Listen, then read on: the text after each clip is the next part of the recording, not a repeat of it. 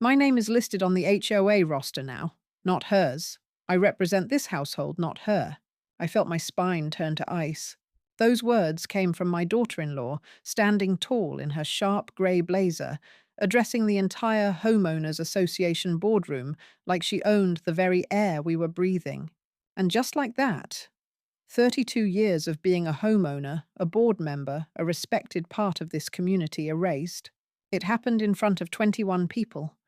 Some were sipping lukewarm coffee, others clutching notepads. No one said a word. Just glances, some surprised, some confused, but not one person came to my defense. I was sitting 2 rows behind her, still recovering from my second round of cortisone shots for my knees in my favorite navy cardigan and a scarf my late husband had gifted me on our 25th anniversary. My name was no longer on the HOA documents. That couldn't be true.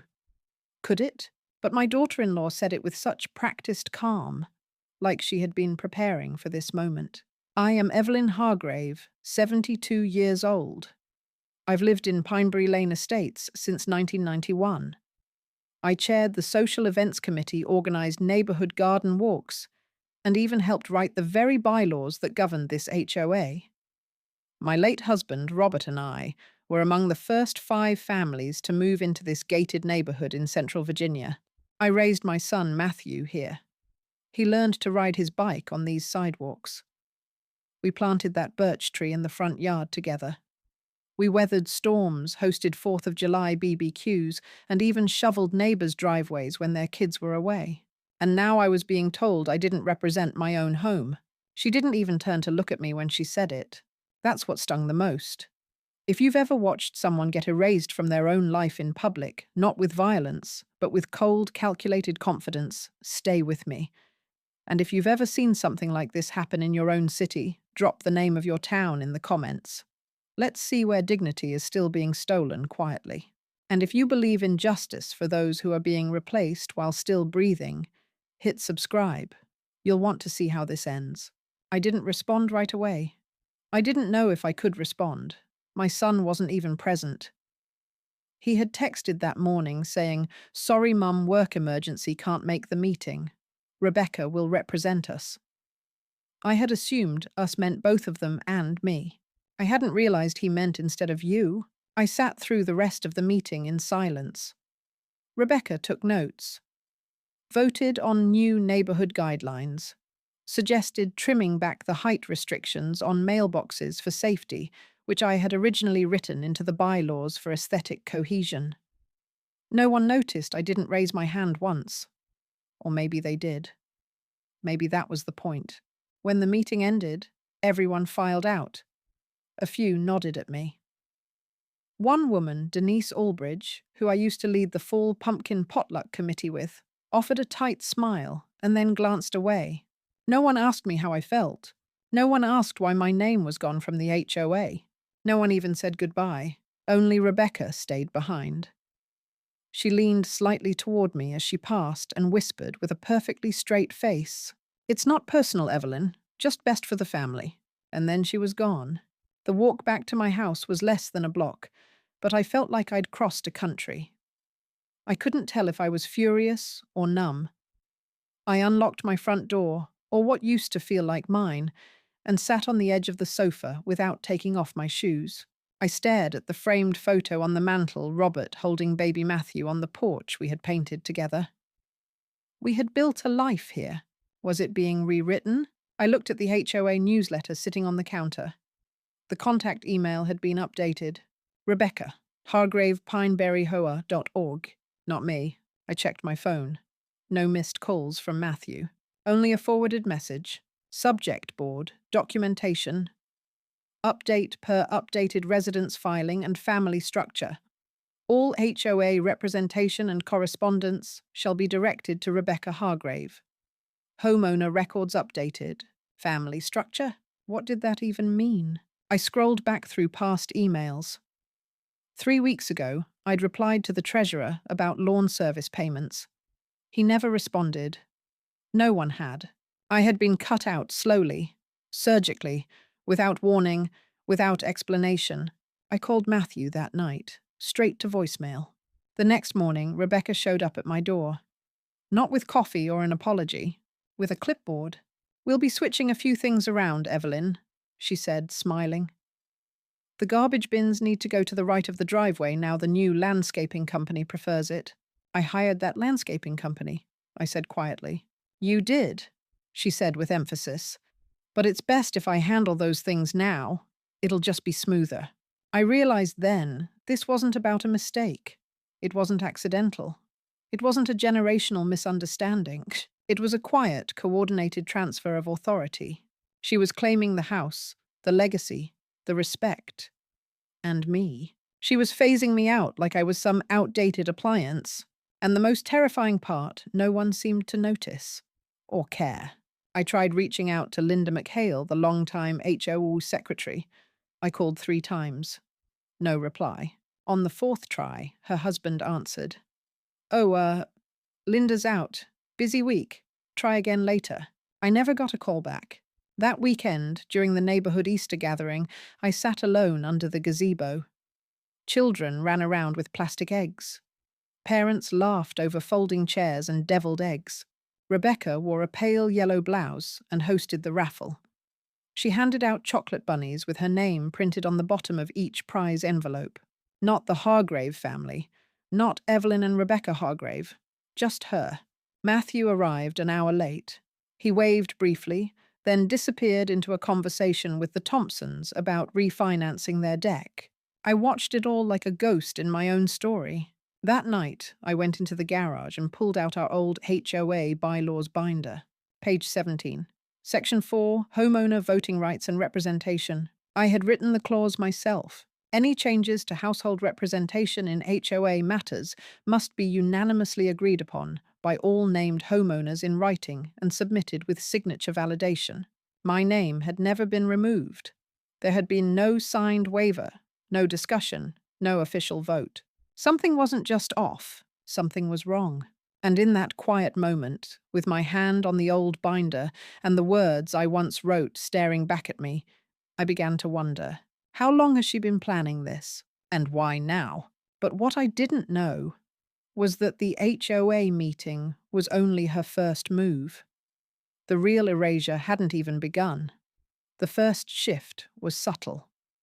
My favorite armchair had been moved slightly to the left, just enough so that the light no longer hit the page of my crossword puzzle the way it always had. I didn't say anything. It was just a chair. Or so I thought. The following day, the kettle I used every morning to make my tea was replaced. A sleek, matte black electric one stood in its place. No whistle, no steam sound. Just cold silence when I reached for what had always been familiar. I opened the drawer to grab my measuring spoons. Gone. When I asked Rebecca casually if she had seen them, she smiled and said, "Oh, I thought those were old." I replaced them with a digital scale. Much more accurate. There was no malice in her voice, but also no apology. She didn't ask me. She just acted. Within a week, all the framed photos of Robert and me that once lined the hallway had been moved to a single shelf in the back office. In their place, beige minimalist prints, generic family quotes in scripted fonts, and inexplicably, a framed image of a yoga pose. I walked through my home like I was in a museum, curated by someone who had never met me. My bedroom door creaked louder than usual one morning. I checked the hinges. They had been re-screwed. Not tightened, re-screwed. The holes didn't align with the original pattern. Someone had taken it off. Why? Later that same day, I returned from the pharmacy to find the bedding on my bed replaced with a new set. Grey, stiff, creased. Not mine. My quilt handmade, sewn with patches from my son's childhood clothes. The one I had kept since before Rebecca even entered our lives was missing. When I asked where it went, she replied lightly, "Oh, I think it had a tear. I donated it to the church box." She donated my quilt. My name was still on the deed. I checked it 3 times that week just to be sure. But I was no longer consulted. Not about dinner. Not about visitors. Not about packages or calls. On Thursday, a man I'd never met rang the doorbell. "I'm here about the second car," he said. The Camry. I blinked. What about it? The listing said to meet the owner here at 11. I'm the buyer. The listing. He pulled out his phone, showed me a marketplace post my car. My name in the description. My driveway in the photo. I stepped back. That car isn't for sale. Rebecca told me it was urgent, he replied. Urgent. I closed the door without another word. My hands were shaking. When I confronted her, she said, it was just a feeler. The car sits unused, and I thought maybe. You thought I interrupted without asking me. Her voice stayed calm. Evelyn, I'm not trying to fight you. I'm trying to streamline things. You've said you don't drive as much. I thought I'd help. Help. She said it like I was the problem she was tidying up. That night, I found my medication bottles in a new pill organizer. A sleek, color-coded box with Rebecca printed on the bottom label. My pills had been rearranged, sorted, some replaced. The old bottles gone. I checked the labels. The dosages were correct, but the brands were different. She'd gone to a different pharmacy. Without telling me, I didn't sleep that night. I started locking my bedroom door, the one that used to never need locking. 3 days later, my key no longer worked. When I asked her about it, she handed me a new one. The locksmith came by for the back gate.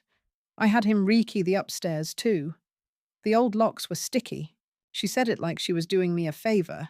I looked down at the new key. It was plain, cold, no distinguishing markings, just like everything else she had touched. Then came the calendar changes. My dental appointment was moved without notice. The ride I had arranged through my senior shuttle service had been cancelled.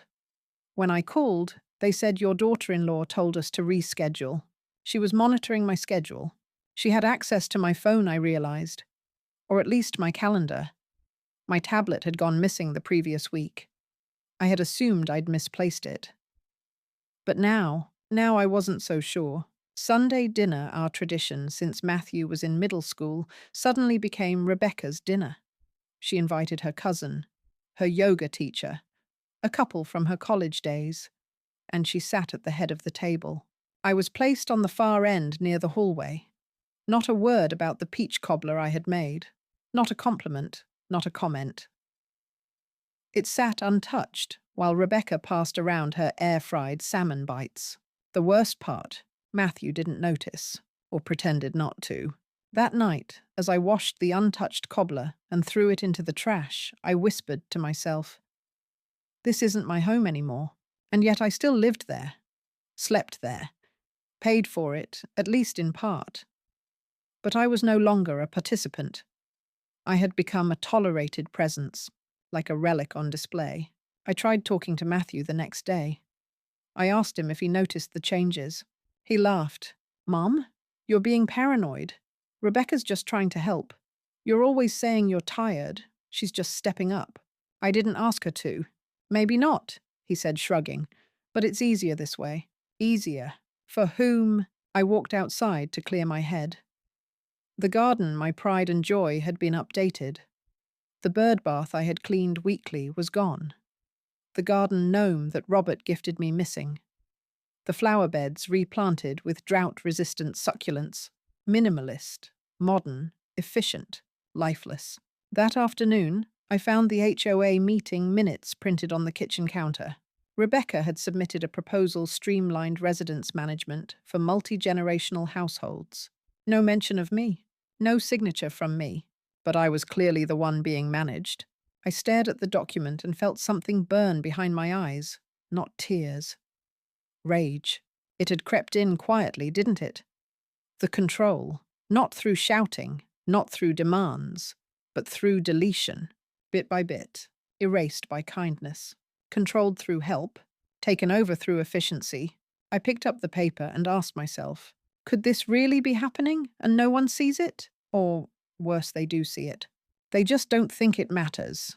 If someone took away everything about your identity without ever raising their voice, would anyone call it abuse? Or would they just say you were overreacting? If you've ever watched someone lose control of their life, one quiet replacement at a time, share your story in the comments. I need to know. I'm not the only one who sees what's happening beneath the surface. That evening, I sat in my room, the one I could no longer lock, and heard laughter from downstairs. Rebecca was holding a wine night. I wasn't invited. I used to host those. Now I was simply background noise. But I wasn't gone. Not yet. And I was done playing along. What I didn't know then was that being pushed to the sidelines wasn't the end of her plan. It was just the setup for something far worse. The first person to stop calling was Marla. We used to chat every Tuesday morning after her aqua fitness class. Sometimes we'd gossip about the HOA board. Sometimes we'd just talk about TV shows neither of us fully understood. But 3 weeks passed without a call, so I called her. Straight to voicemail. I left a message, Marla. It's Evelyn. I hope everything's all right. Haven't heard from you in a while. Nothing. 2 days later, I bumped into her by the mailbox cluster at the end of the street. She smiled a strained, cautious smile and said, "Oh, Evelyn, I didn't think you were still living in the house." "Still living?" "I am," I said, confused. "Why wouldn't I be?" "Oh, I just—" Rebecca said you'd moved into assisted living, that the house was being transitioned. Transitioned? I live there, I said firmer this time. She blinked. "Oh, well, I must have misunderstood. So sorry, gotta go spin class." And she was gone, like the wind had carried her off. I walked back slowly. My heart thudded in a way that wasn't physical. Rebecca had told people I'd moved out. To where? Why? Later that evening, I called the book club, our monthly mystery novel group, and asked about next week's meeting. They said the location had changed. "It's at Rebecca's now," the organizer told me. "She said you weren't feeling up for hosting anymore." I never said that, I replied quietly. "Oh, well, she brought a tray of scones to last month's." We assumed, they assumed, everyone assumed, that I was fading, that I wanted to fade. Even my church group had stopped forwarding the community service updates. The Sunday rideshare team never texted anymore. The Meals on Wheels coordinator told me, "Rebecca said you've adjusted your diet and no longer want our dishes." No longer want. I missed the rosemary chicken they brought on Thursdays. I never said I didn't. I confronted Rebecca. "You told people I moved out." She didn't even blink. "I said you were transitioning. It helps people prepare. No one wants surprises." I didn't approve that. She looked at me the way a nurse might look at an elderly patient asking to drive a sports car. "Evelyn, people need clarity. You've been tired, detached. I've just helped interpret. Interpret. I wasn't a vague language to be translated. I was a person. I tried calling my niece Claire. She had always been close to me. We used to bake together when she visited for summers. Her phone rang twice, then went to voicemail. But the message wasn't hers. It was generic. "This mailbox is full." I mailed her a letter. No reply. By then I noticed something else. The photo albums were missing. I kept them in a tall mahogany cabinet in the den. They'd been there for over 20 years. Matthew's baby photos, Robert's military medals, old family Polaroids, with scribbled captions in my handwriting. Gone. The cabinet was still there, locked. But the key was no longer in its usual place beneath the vase. When I asked, Rebecca said, "Oh, I reorganized the storage. Those old albums were getting musty. I digitized everything. More efficient." She never asked. She never showed me the digital copies. Were there even any? I felt like I was being removed from the story, not just present day, but the past. That night, I sat with Matthew in the living room and tried to bring it up. "I miss Claire," I said softly. "She hasn't responded." "She's busy, Mom. She always used to write back." He didn't look up from his phone. "You've been a little dramatic lately. Maybe people are just giving you space." "I don't want space. I want connection." He finally looked at me, and I saw it, that glint of irritation. Like I was an obstacle, not a mother. "You've got to stop thinking everyone's against you." I'm not imagining things I said. Then maybe he said, standing, "You're just not adjusting well." And that's okay. Rebecca's helping. Helping. That word again. I went to bed early that night. At 3 a.m., I woke up needing water. As I walked down the hall, I heard hushed voices. Rebecca and Matthew in the kitchen. "I think she's starting to get suspicious." Rebecca said. It's fine, Matthew replied. We'll get there. Just be patient. I froze. What did that mean? Get where? I never asked. I just crept back to my room and stared at the ceiling until sunrise. The next morning, my granddaughter Ellie came to visit. Rebecca had invited her. I opened the door. Ellie looked at me strangely. Nana, are you okay? Yes, sweetie. Why? Mom said you've been confused, that you don't remember things sometimes. I stopped breathing for a second. Ellie, I said I remember everything. She looked unsure. She hugged me gently like I was fragile and went inside. Rebecca served her tea and almond cookies, the ones I used to bake from scratch. I wasn't asked to join them. I stood in the hallway like a ghost. Later, I found a label on the medicine cabinet. Monitored. Do not adjust without authorization. Authorization. From whom? I took a photo of the label. That afternoon, I called the family doctor's office. Hi, this is Evelyn Hargrave. I wanted to check that my prescriptions are still the same. The nurse paused. Oh, according to our records, your daughter-in-law is now listed as your primary contact and caregiver. I didn't authorize that. You didn't sign the release. No. Silence. I'm sorry, ma'am. I'll note that on the record and flag it for review.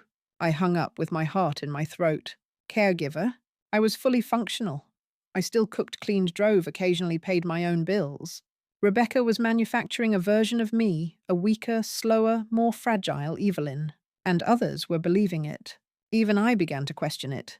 One night, I opened the fridge and stared for a full minute, trying to remember what I came for. See, I heard Rebecca whisper to Matthew, "She's slipping." But I wasn't. I was tired not because I was old, but because I was being erased, piece by piece, silently, with a smile. If anyone watching this has ever felt like you were being edged out of your own family, not through yelling or cruelty, but through careful, quiet sidelining, please speak up in the comments. Maybe if we share enough of these stories, people will finally stop thinking it's just in our heads. I started writing things down. Every shift, every word, every object moved. I wasn't going to rely on memory anymore. I wasn't going to wait until I doubted myself. I would keep track, even if no one believed me. What I didn't know was that someone else was watching, and they'd heard something I hadn't. It began with a phone call I didn't make. The clinic receptionist said my appointment was confirmed for Friday morning 9 a.m. with Dr. Sullivan, the cognitive behavioral specialist. I didn't schedule that, I said. She paused. Rebecca Hargrave booked it on your behalf. She said it was a follow-up to the memory consultation you did earlier this year. I never had a memory consultation. Another pause. Oh, I'm sorry. We had paperwork signed. Her name is listed as your healthcare proxy. I hung up. My hands were shaking. I walked to the drawer where I kept all legal documents, wills, healthcare designations, property records. I hadn't updated anything since Robert passed away. My proxy was still listed as Matthew, but clearly someone had changed something. I tried to breathe slowly. Maybe it was a clerical error. Maybe. But when I logged into my health provider portal, the contact name on file was Rebecca A. Hargrave, caregiver. And under legal rights, it said, Healthcare Decision Authority. Granted by patient. Signed, Evelyn Hargrave. Date, March 3rd. I stared at that date. March 3rd. That was the day I'd had a sinus infection. I'd stayed home in bed all morning. Rebecca had brought me tea tissues and a form she said was for a routine medication refill update. I had signed it. I hadn't read it. I felt the floor shift beneath me. I printed the form. My signature was there. No witnesses, no notarization. But for now it was being treated as valid. That Friday morning, I didn't go to the appointment. Rebecca went anyway. She told them I'd gotten confused and changed my mind. She told them she was worried I might be slipping into early dementia and didn't want to push her if she was scared. They believed her, because why wouldn't they? She was calm, organized, kind. I was the one whose stories were starting to sound suspicious. The next day, I found my mail already opened. Rebecca said it must have torn in the box, but one of the envelopes from the county tax office had been cleanly sliced along the edge, and the letter inside mentioned a reassessment of the property value based on recent transfer activity. Transfer. I hadn't transferred anything. Not yet. I went to the notary office downtown, asked them to pull up any recent filings under my name. They found one. Temporary transfer of household authority, non-probate agreement, filed 2 weeks ago, signed again by me. But I had never signed that. I asked for a copy, took it home, compared the signature to my real one. It looked similar, very similar, but it wasn't mine. Rebecca had forged it. Or someone had, and they were slowly legally replacing me. That evening I sat alone in the sunroom. I watched a robin bathe in the stone bird bath, the only thing Rebecca hadn't touched. Yet, I had one person left to call, Marian, my old housekeeper. She had worked for our family for nearly a decade, before retiring last year to take care of her grandchildren. I hadn't spoken to her in a while, but something in my bones told me to call. She picked up on the third ring. Miss Evelyn, her voice still warm, familiar. I told her everything. Not everything, just enough. And then Marian said something that stopped me cold. "I'm so glad you called." I wasn't sure I should say anything, but a few months ago, Rebecca asked me to come over and help her clean out the attic. Said she was modernizing the house. "That doesn't surprise me," I said bitterly. "No, listen. She asked me to help move all the old financial records, birth certificates, home documents to her car. Said she was scanning everything. But when I asked if you knew, she said, 'Of course Evelyn doesn't want to deal with the paper clutter.' She took the documents. I thought you knew," Marian said softly. She had me carry out boxes. I recognized the leather folder where you kept the original deed. My blood went cold. "Did you see her destroy anything?" "No. But I saw her making copies at the UPS store down the street. And she asked me to sign a witness page." "Did you—" "No. I said it didn't feel right. She told me to forget it, and she'd ask someone else. I left and never came back. My hands were clenched so tightly I didn't feel the fingernails digging into my palm until I saw the half moons." I thanked Marian. And I knew then it wasn't in my head. It never had been. Rebecca had been laying legal bricks around me for months, maybe longer. That night, I gathered every piece of mail I had saved, every email she'd forwarded, every printed HOA notice with her signature, and not mine. I bought a new notebook. I titled it in bold black letters, "Evidence Do Not Destroy." I placed it in the back of the linen closet behind the old towels Rebecca never used. If you discovered that someone had slowly, methodically turned you into a patient, a burden, a name on a file to be signed over, would you confront them? Would you expose them? Or would you play along until you were ready to strike? Tell me in the comments. I need to hear how others would fight back. Because I was done being a question mark in my own life.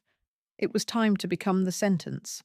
What I didn't expect was who would help me write the next chapter. The first recording I made was clumsy. I left the voice memo app open in my pocket, hoping to catch the end of a phone call Rebecca was having in the kitchen. I caught only part of it, muffled, interrupted by the sound of me walking. But I heard this much. "Once we consolidate, she won't be able to contest anything." The word consolidate rang in my ears for hours. That night, I bought a small voice-activated recorder online.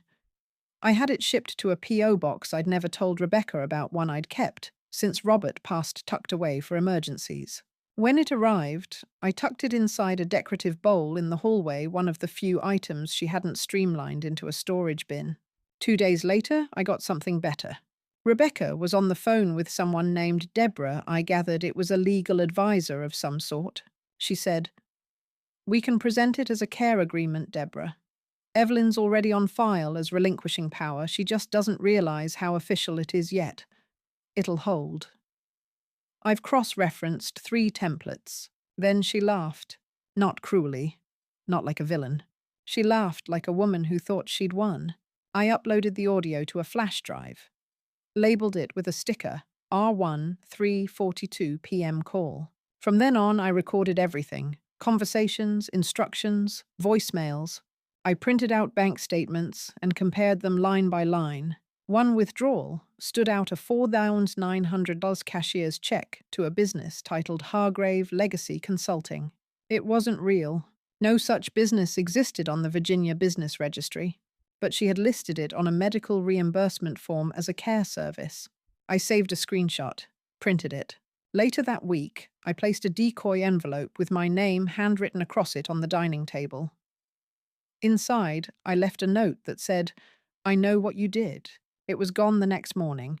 She never mentioned it, but she started checking my room more often. I noticed the drawers were never quite as I left them. Pillows slightly shifted. Notebooks opened by one page more than I remembered. So I changed my approach. I began storing my real notes at the senior center down the road in a donated filing cabinet where I volunteered once a week. I told the receptionist, Maria, "These are family legal documents. Could you lock the drawer after hours?" She nodded. "Of course. You okay, Miss Evelyn?" I just smiled. I'm making sure I stay that way. I reached out to one of Robert's old friends, Alan, a retired attorney who had always attended our 4th of July parties. I asked him hypothetically if a forged healthcare proxy without witnesses could hold up. He didn't hesitate, not in Virginia. If it was done without you being of sound mind, or if it can be shown to be forged or misrepresented, it collapses. Fast. I asked him, still hypothetically, what I would need. Proof she lied. Proof you were misled. And ideally proof she benefited financially, legally, or otherwise. I showed him the documents, the audio clips. He frowned. "Keep digging," he said. And so I did. One afternoon, I overheard Rebecca talking to Matthew in the garage. "She's getting suspicious." "She's always suspicious," Matthew replied. "No," she said. "She's doing something. I found a flash drive in the trash. She's recording us."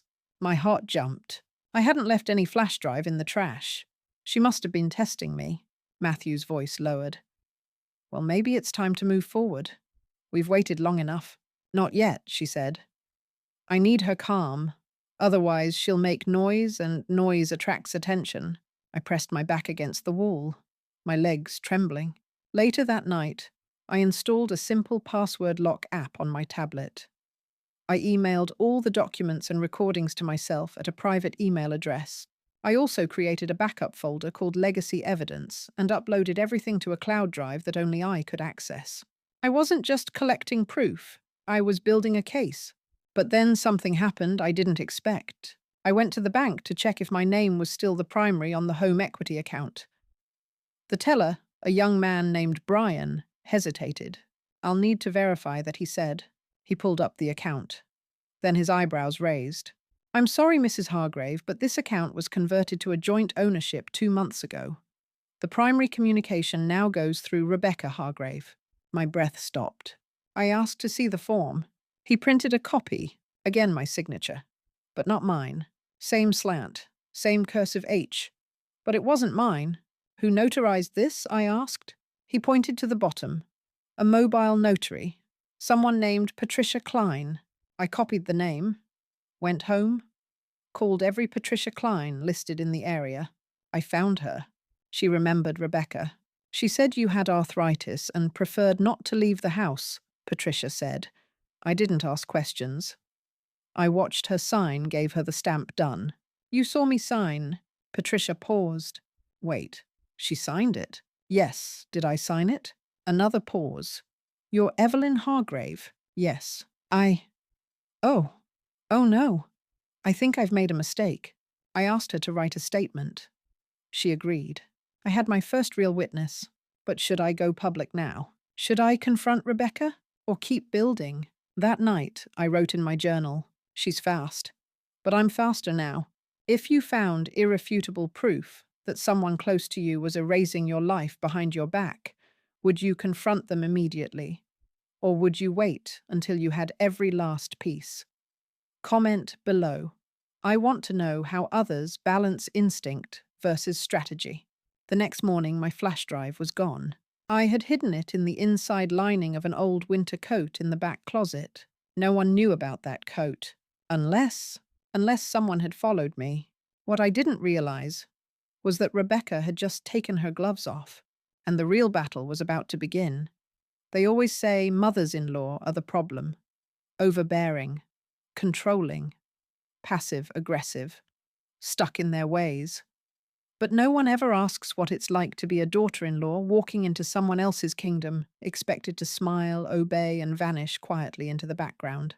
My name is Rebecca Hargrave, and I wasn't raised to vanish. I grew up in a two-bedroom duplex in eastern North Carolina with a mother who worked nights at the diner and slept through most of my childhood. I made my own breakfasts. I walked myself to school. I signed my own permission slips. My father, I only met him once, at a food court in a mall. He gave me $20 and said, "Don't tell your mama I was here." I learned early that if I wanted stability, I'd have to build it myself. When I met Matthew, I knew I'd found my shot. He was kind, brilliant in a quiet way, and so eager to please that I could see just how little space he'd ever had to speak for himself. His mother, a towering presence wrapped in pastel scarves and old-school values. I tried at first. I really did. I complimented her, garden helped with Sunday dinners, listened to stories about Matthew's third-grade spelling bee and his piano recital that he quit after 2 weeks. But no matter what I did, she never looked at me as an equal, not once. When Matthew and I bought our first condo with her help, of course she insisted we plant birch trees just like the ones in front of the family home. When we adopted our dog, she sent over a list of approved food brands. When we had Ellie, she showed up with a folder of parenting methods that worked for us. That folder sat on our coffee table like a silent judge. She meant well, I believe that. But meaning well doesn't make it feel any less suffocating.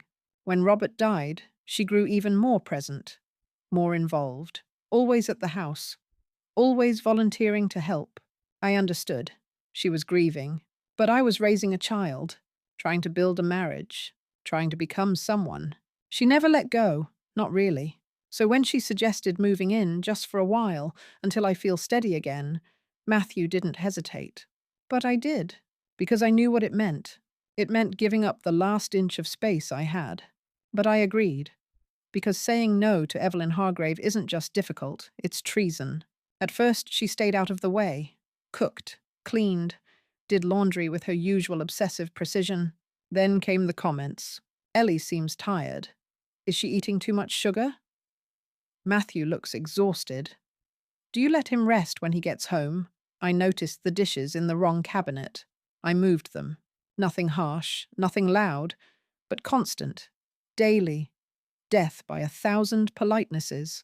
I felt like a guest in my own house, so I started taking things back, one drawer at a time, one decision at a time, quietly.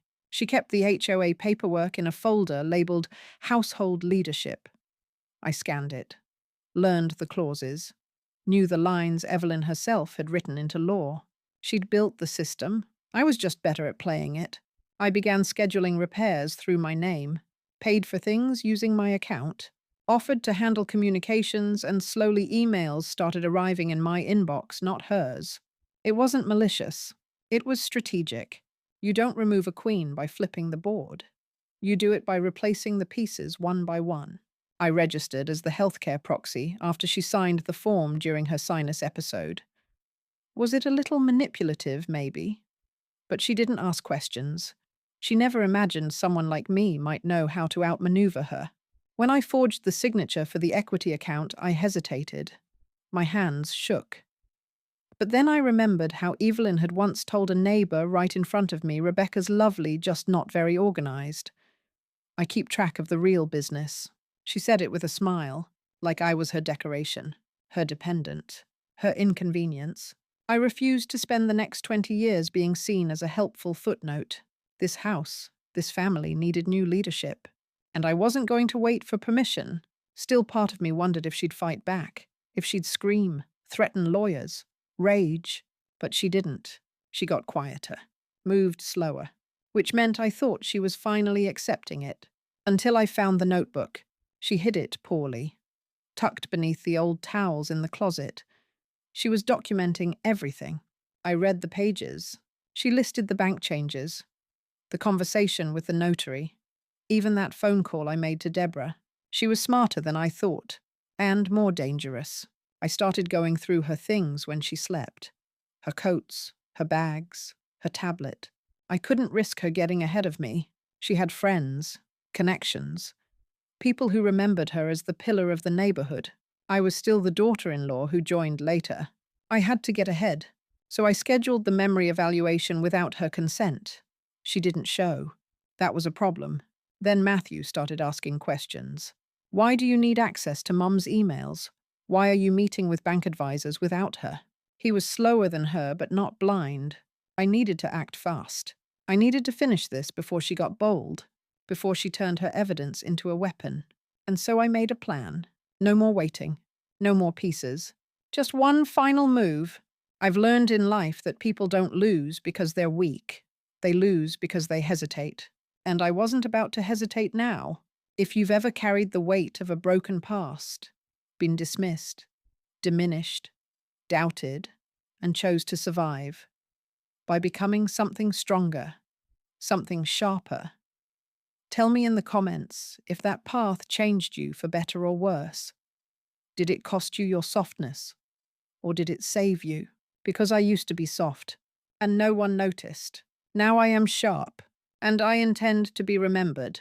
I'll end this before she even knows what hit her. It started with a knock at the door. Not the front door. Rebecca had installed a smart lock there, programmed to her phone.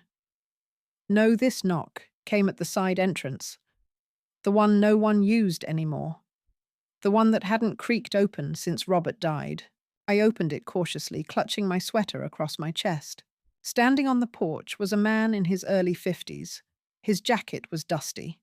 His shoes were the wrong kind of formal, like he wasn't sure if he'd been invited or if he'd just made up his mind to show up anyway.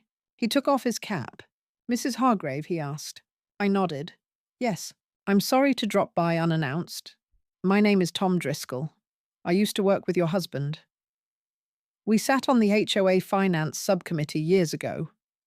I don't know if you remember. I remember I said surprised at how easily the name came back. You wore the maroon tie with tiny pineapples." He chuckled. Guilty. I stepped aside. "Come in." We sat in the sunroom, the last place Rebecca hadn't redesigned, and he handed me a worn folder. "I think you ought to see this," he said. I didn't know who else to bring it to. I opened it. Inside was an email. Printed, highlighted. It was from Rebecca, dated 2 months ago. Subject: property consolidation. Advance coordination. Body: as discussed, please proceed with transferring the remaining utilities and tax notices to my name. Mrs. Hargrave is not in full mental control and prefers not to deal with administrative matters. We've agreed to keep her out of the loop until the full process is finalized. She tends to become combative when confused.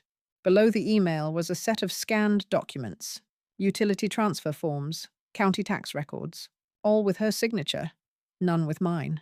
And attached to the back was a note handwritten. "Tom, I'm uncomfortable with this. Something's not right. Janice." I looked up. "Janice?" I asked. "My wife," he said. "She works in the county registrar's office. Your daughter-in-law submitted these forms 2 weeks ago. Janice flagged them because your signature didn't match the original property file from 2004, the one you and Robert signed together.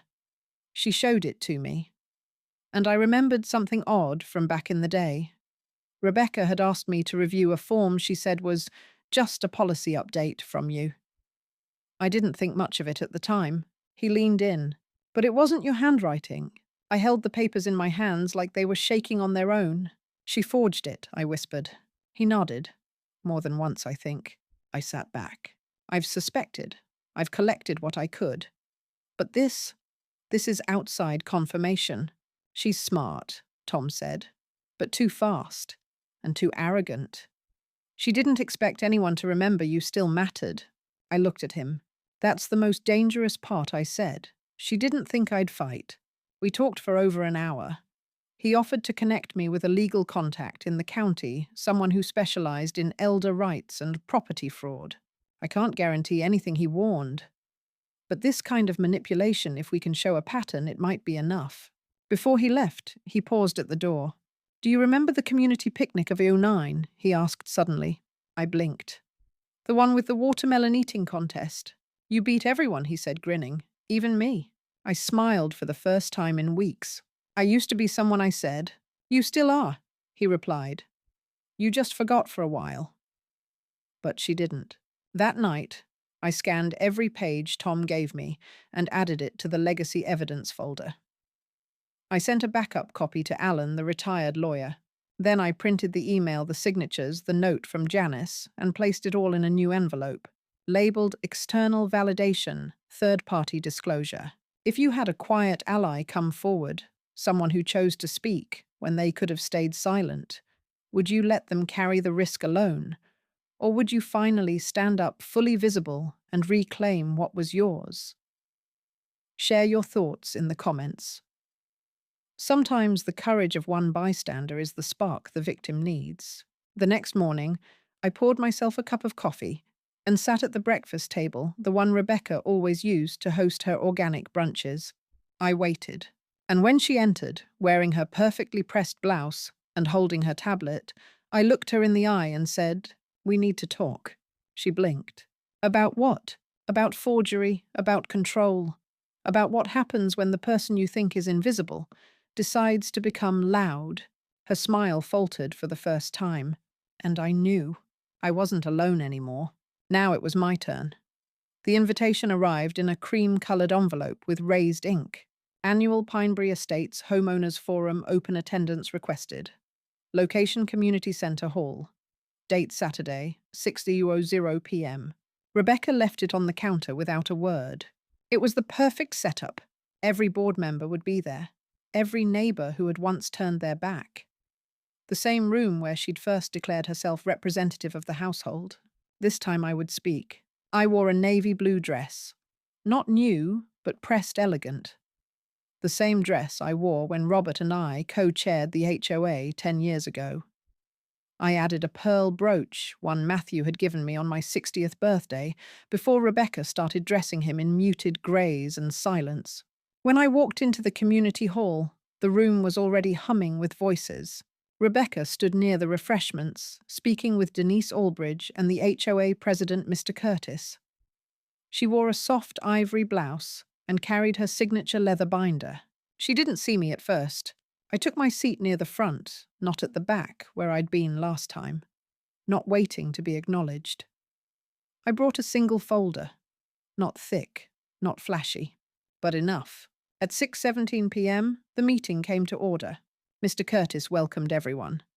Updates on speed bump approvals, a new recycling initiative, a reminder not to leave trash cans out past Monday noon. Then came the segment titled Household Representation Updates. Rebecca stood. As many of you know, I've assumed primary administrative duties for the Hargrave residents. Evelyn has graciously stepped back from active participation. All documents have been filed. We're simply formalizing what's already functionally true. Polite nods followed. Then I stood. The room quieted. I'd like to respond, I said, calm, clear. Rebecca blinked, her expression tightening. Evelyn, this isn't. Mr. Curtis raised a hand. Let her speak. I opened my folder and held up a printed document. This is a notarized statement from Patricia Klein, the mobile notary, who certified the healthcare proxy Rebecca submitted. In this statement, Ms. Klein admits she did not witness me sign anything, only Rebecca. A low murmur ran through the room. I turned the page. This, I said, holding up another sheet, is a county utility transfer request, submitted without my knowledge, citing mental incompetence as justification. Signed with a forged version of my name. Someone gasped. I took out my final paper. And this is a printed email dated 2 months ago, where Rebecca refers to me as not in full control of her faculties and instructs third parties to keep me out of financial and administrative matters explicitly against the HOA's own bylaws regarding shared home ownership. Mr. Curtis looked stunned. I reached into my purse and pulled out a small Bluetooth speaker. I pressed play. Rebecca's voice echoed through the room. We can present it as a care agreement, Deborah. Evelyn's already on file as relinquishing power. She just doesn't realize how official it is yet. No one moved. I paused the clip. Every decision she's made, every signature she's claimed, has been part of a calculated campaign to erase me. Not legally, not loudly, just piece by piece. Rebecca stepped forward, color rising in her cheeks. This is being taken out of context. She's confused. You all know Evelyn. She forgets things. She's admitted it. I forget nothing, I said sharply. Matthew stood in the back, silent, pale. I turned to the room. I lived here before any of you did. I helped write the rule book you all follow, and I will not be erased by someone who believes silence equals surrender. Silence. Then Denise spoke, softly. I noticed your name missing from the minutes. I thought maybe it was voluntary. It wasn't, I said. Mr. Curtis cleared his throat. This needs to go to the board for review. Rebecca tried to speak again, but he stopped her.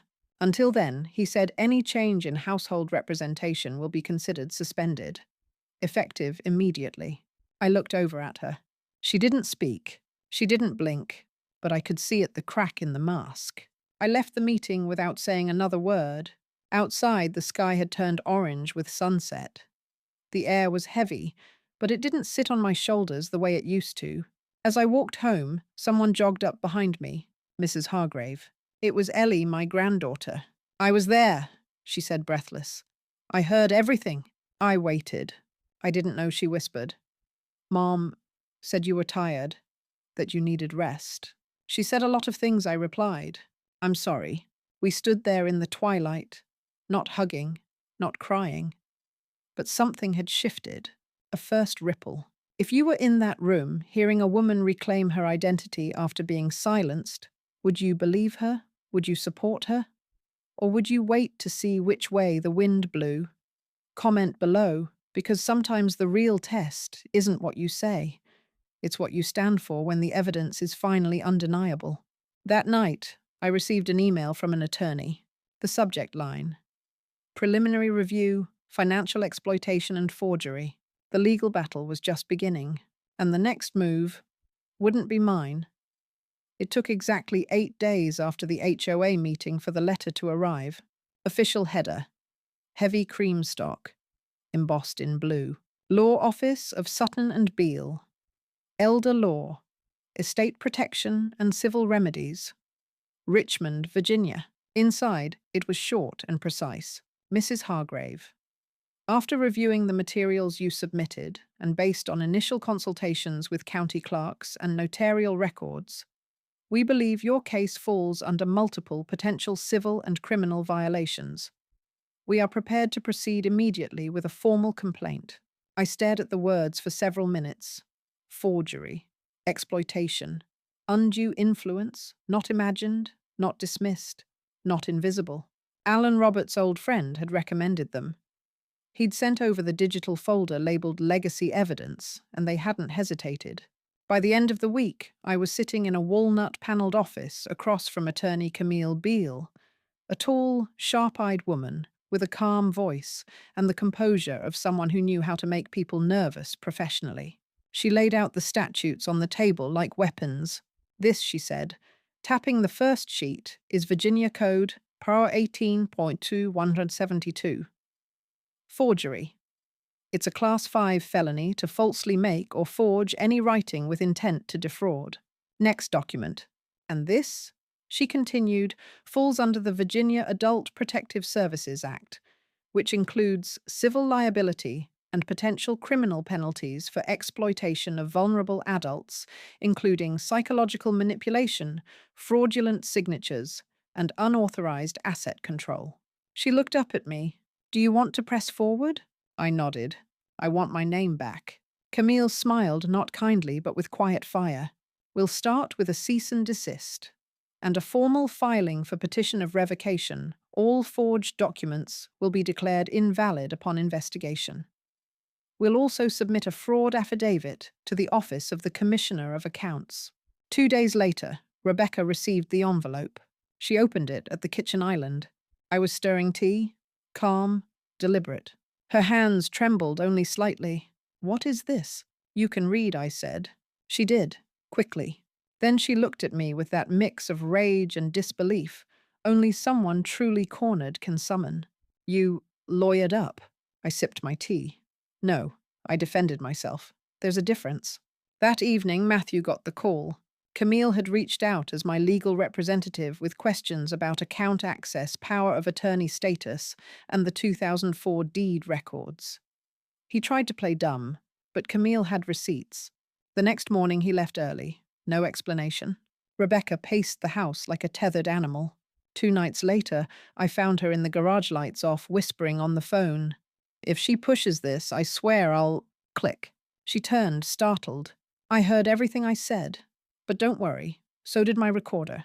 Her face twisted. You think they'll believe you over me? You think one lawyer and a few printed emails will matter? I stepped forward. No, I said, but the truth does. 3 days after that, we met in mediation. Camille sat on my side. Rebecca brought a family law attorney I'd never seen before, younger, smug, unprepared. Camille laid out the packet, page by page, document by document, fake proxy assignment, forged utility transfers, notarized confession from Patricia Klein, county records showing conflicting signatures, voice recordings with language of concealment, timeline cross-referenced with medical reports showing no cognitive impairment, witness statements from Tom and Janice Driscoll. Rebecca's lawyer tried to deflect. She acted in good faith under a perceived guardianship. Camille cut him off. There was no guardianship. There was no diagnosis. There was no court order. There was only fraud, coordinated, deliberate, and profitable. Then she turned to Rebecca. And when this case reaches court, and it will, you'll be facing both civil damages and criminal exposure. You're young, Rebecca. You have a daughter. Is this the legacy you want stamped on your name?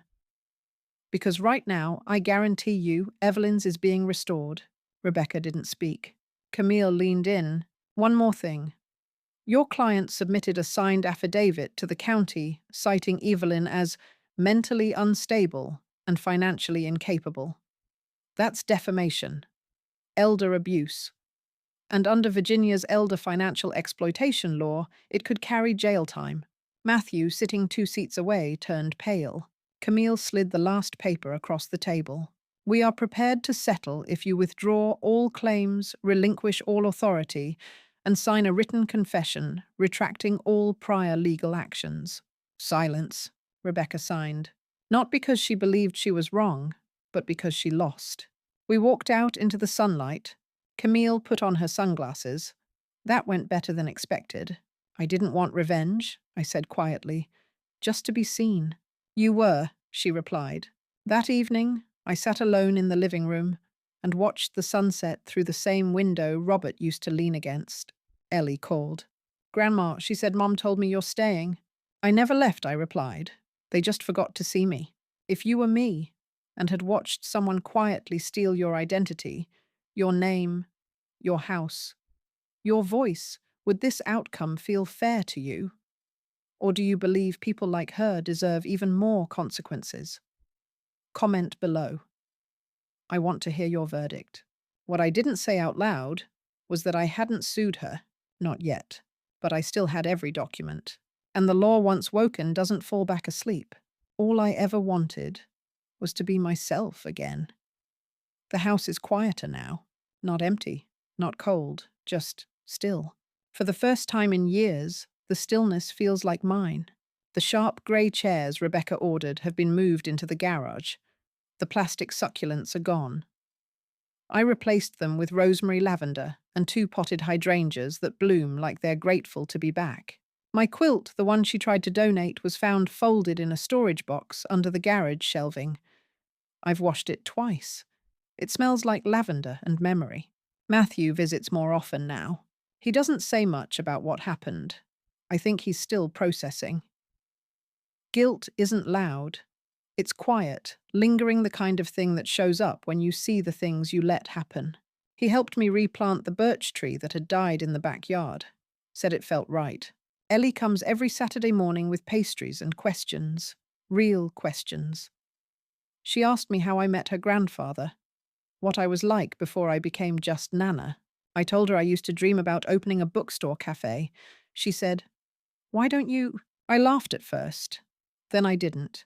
So now, tucked in the corner of our neighborhood's little shopping lane between the tailor and the wine store, there's a sign that reads, "The second chapter, Coffee Fiction and Resilience." It's small, the hours are limited, but it's mine. People come in and say, "You look familiar." I smile and say, "I've been here all along." The HOA reinstated me on the board. Denise nominated me. Mr. Curtis stepped down. I didn't ask for that, but I accepted it. At our first meeting, I suggested we add a clause to the bylaws about elder representation rights to prevent unilateral household takeovers without documented consent. They voted it in unanimously. Funny how easily the rules bend when people finally see you. I hosted a garden tea last weekend. The women who once looked away during Rebecca's rise now brought homemade pies and floral napkins. We didn't talk about what happened. We didn't need to. They saw the changes. The old Evelyn was back, and not just back. She was standing taller. Rebecca. She moved out 2 weeks after the mediation, took a job out of state. Ellie stays with Matthew on weekends. She hasn't called. I doubt she will. But I'm not angry. I'm not bitter. There's a kind of power in reclaiming what's yours without burning down everything around you. I don't want vengeance. I want clarity, peace, and a name that no longer needs defending. I went back and reread my journal, the one labeled Evidence. I turned it into something else. I renamed it The Archive of Strength, because that's what it was. Not a collection of what she did, but a record of what I survived. If you've ever seen someone walk back into the room they were pushed out of, not with revenge, but with dignity, tell us in the comments. Tell us their name, or yours. Let this space become a wall of strength, a place where quiet power takes up space again. And if you want to hear more stories like this, real, raw, emotional stories of survival, justice, and rebirth, hit that subscribe button. There are still so many voices waiting to rise. The story they tried to silence, it was only the beginning.